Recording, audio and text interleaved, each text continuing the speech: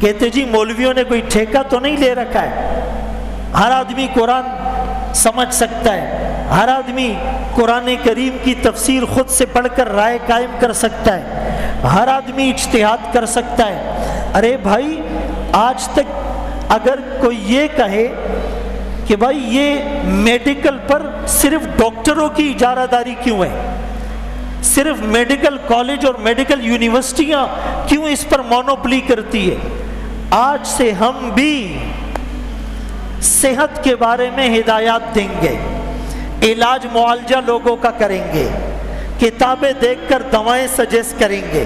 صرف degree holder ڈاکٹروں کا اس پر اجارہ داری کیوں ہے؟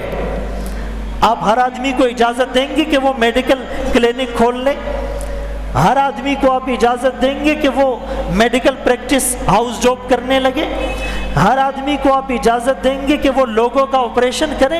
کہتے نہیں، کوالیفائڈ ڈاکٹر ہونا ضروری ہے، MBBS ڈاکٹر ہونا ضروری ہے۔ ایک عام آدمی کھڑے ہو کر احتجاج کریں، یہ پل بنانا، یہ روڈ بنانا، یہ ہائی ریز بلڈنگز بنانا صرف انجینئر کا کام کیوں ہے؟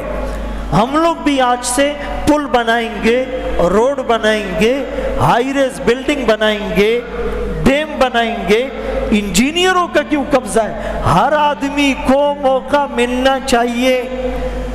بولو، ہر آدمی کو کوئی اجازت دے گا؟ عام لوگ کھڑے ہو کر کہہ دیں کہ یہ وکالت اور کیس لڑنے کے لیے صرف یہ جو وکلاء ہوتے ہیں، یہ جو لائر ہوتے ہیں، یہ کالے کوٹ والے صرف یہ کیوں کیس لڑتے؟ میں بھی بڑا انٹیلیجنٹ ہوں، مجھے بھی معلومات ہے، میں بھی جا کر عدالت میں کیس لڑوں گا۔ ہر ایک کو اجازت دو گے؟ کوئی آدمی یہ کہہ دے کہ صرف جج کیوں فیصلے کرتا ہے؟ بھائی ہر آدمی اس کرسی پر بیٹھ کر فیصلے کرے، یہاں تو کوئی اجازت نہیں دیتا۔ لیکن جب دین کی بات آتی ہے پھر کہتے جی صرف علمائی حدیث پڑھائیں گے، صرف علمائی تفسیر پڑھائیں گے، صرف علمائی جمعہ پڑھائیں گے، صرف علمائی جنازے پڑھائیں گے، صرف علماء ہی نکاح پڑھائیں گے، صرف علماء ہی میراث کے مسائل ڈسکس کریں گے، صرف علماء ہی فتویٰ دیں گے۔ ہر آدمی کو اختیار ہونا چاہیے۔ ان کی دوغلی پالیسی کا حال تو دیکھیے، منافقت کا ان کا لیول تو چیک کریں۔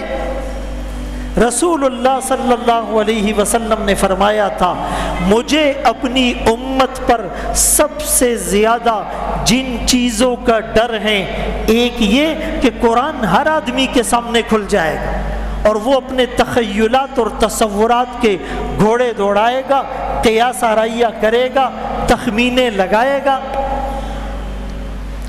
آج امت کا بیڑا غرق کرنے والے ایسے بہت سے موٹیویشنل اسپیکر اور بہت سے نام نہاد اسکالر وہ آپ سنتے اور دیکھتے رہتے ہیں۔